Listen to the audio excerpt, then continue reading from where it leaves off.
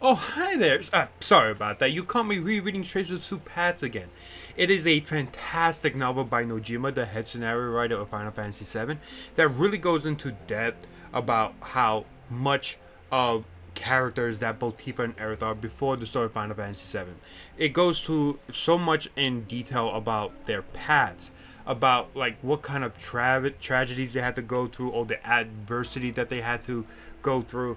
Just an overall great book, so heartwarming, so heartbreaking as well, where they meet characters that we eventually know, like Jesse and Avalanche, and even Baron and Marlene, and it just goes really, really into great detail, and it's so well written. So I highly recommend Treasure Two Pets if you have not read it before. It's like $20 on Amazon. Highly recommend. It does connect to Final Fantasy VII Remake and Rebirth. So yeah, I cannot stop praising this book. Right, but there is something I do wish to talk about in this video today, and it's not just me promoting Treasure 2 Pad, because I'm not getting promoted to promote that anyway. But there's a reason why I love this book so much. And it really showcases a lot. And it showed me two things. One is that I don't even need reading glasses. I don't know why I'm wearing these. These aren't even real glasses, but they do light up. Hey, they light up. Cool, right? While those glasses are fake, what isn't fake and what is really real is something called Tifa Karma. What is Tifa Karma? You probably have seen the hashtag, you probably have seen it being, said by a lot of Tifa fans out on social media, but Tifa Karma is an actual thing that has been happening for quite a while, and it is pretty funny when it does happen. So to give you a picture of what Tifa Karma is, I have to tell you a little bit about like how did it all start, how did Tifa Karma really did start. So there is a part of the community in Final Fantasy VII that does not like Tifa, that they want to try very hard to disregard Tifa, lower her down to a side character, say all these nonsensical mischaracterizations, so many misinterpretations of her character, of who she is, and just to prop up their favorite character, Aerith.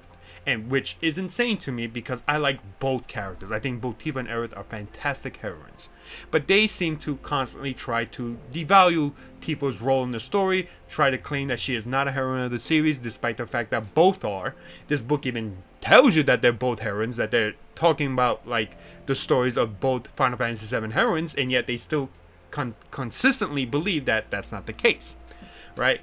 And when they start doing this, when they start to mischaracterize Tifa a lot on social media, on X, as part of their constant cycle, constant loop of trying to find some sort of way to criticize not only Tifa, the story of Final Fantasy VII, and even shipping-wise, they constantly go back to this. And when they do, when they start to like really devalue Tifa as a character, that's when Tifa Karma hits hard. Because recently, specifically today, at the time of this recording, Famitsu had its annual Game Awards. Now, if you don't know what Famitsu is, it is essentially a gaming publication magazine, right, that does an annual Game Awards. It's one of the top 2 Game Awards in Japan. And they had their annual award, and let's just say Final Fantasy VII Rebirth kind of almost swept all the categories that they were nominated. But yeah, it swept through. And it won a lot of awards at the Famitsu Game Awards. What it did also have are 2 awards that we're going to be talking about. One of them is Aerith's voice actress, Maya Sakamoto-san, winning Voice Actress of the Year at the Famitsu Game Awards. And you know what? Myself and many other Tifa fans celebrated this. They were like, congratulations to Sakamoto-san, because let's face it, she did a fantastic job. I recently played through the Japanese version of Final Fantasy VII Rebirth. By that, I mean with the voices of the Japanese voice actresses, and she was phenomenal in it. All the props to her. Congratulations to Sakamoto-san. However, the side that really believes that Aerith is more important than Tifa, that Tifa isn't a heroine, I'm talking about like these really not really big Aerith fans who just want to find some ways to devalue Tifa in some sort of shipping war or some sort of war against Tifa, right?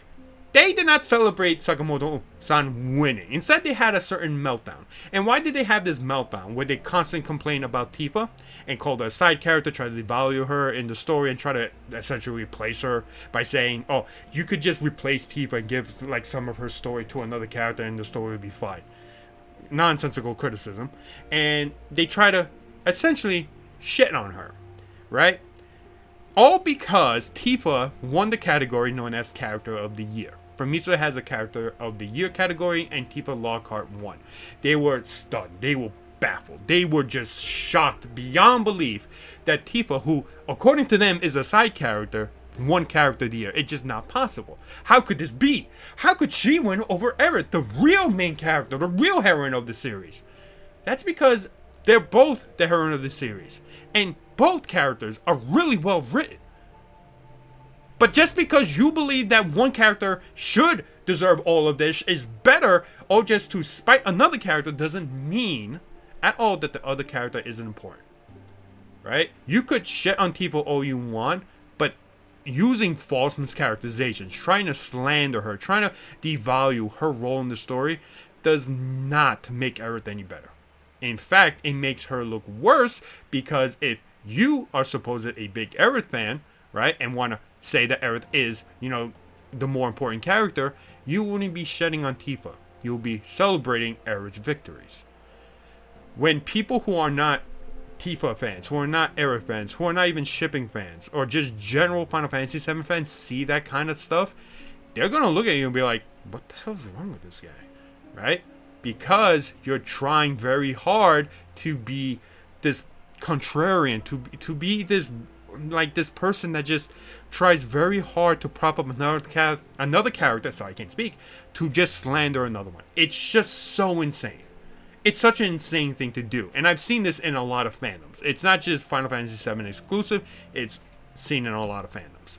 But that's the point, and this is where Tifa Karma comes in, because she won Character of the Year, and Nomura, one of the head honchos at Square Enix surrounding Final Fantasy VII Remake, gave a really passionate and really well, victory speech about Tifa, where he praises her, that yes, her design looks amazing, but you should look past that into the character that she is, her kindness, right? Everything about her personality is why so many people love her, why she won Character of the Year, why she's constantly number one in a lot of people's hearts, because of who she is as a character. Not because you think that she's Gunner bait, which a lot of them believe this is the case. And this is why Tifa Karma exists, because, right, soon after they started slandering Tifa, right, she won Character of the Year. We see Nomura talk about praising her, and they just get smacked in the face because of that. Tifa Karma. It has constantly happened over and over again. Constantly. Every single month, it's like they just go in a circle, constantly trying to find some way to devalue Tifa Lockhart as a character. All because they feel like she shouldn't be deserving of so much love, so much praise that, many people who love Final Fantasy VII, who play Final Fantasy VII, give her. Right? They think she's a fan service character. She's gonna be because of the way she looks, big chest, and all that stuff. That's not who Tifa Lockhart is, and why so many people like her. Everyone from that side keeps saying that she is essentially the male gaze character, meaning that only males like her. There's only male Tifa fans. That is not true at all. They literally had a poll about, if you are a male or female female fan of Final Fantasy VII. Most were female fans. And then they had a second poll, if you were a female fan, do you like Tifa Lockhart as a character? And it was an overwhelming victory for Tifa Lockhart. And it showcased that there are a lot of female fans who are fans of her. And why is that? Because they resonate with Tifa.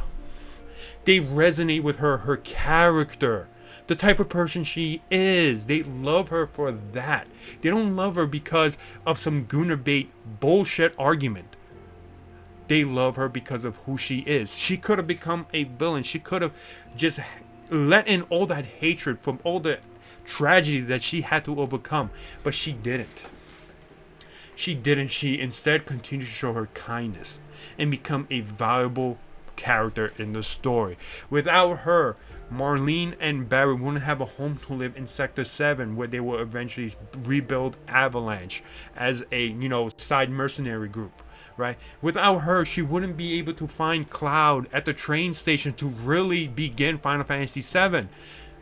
A lot of these mischaracterizations are just so foolhardy, because they just avoid and ignore all of that stuff to create this weird mischaracterization of her. That's why Tifa Karma exists, because every time they try to doing this, it honestly always happens, where either something official or some sort of message from a dev occur after a lot of this slander that appears from that side. And it's not all Aerith fans. I know there's very, very, a very small group of people who believe in this stuff.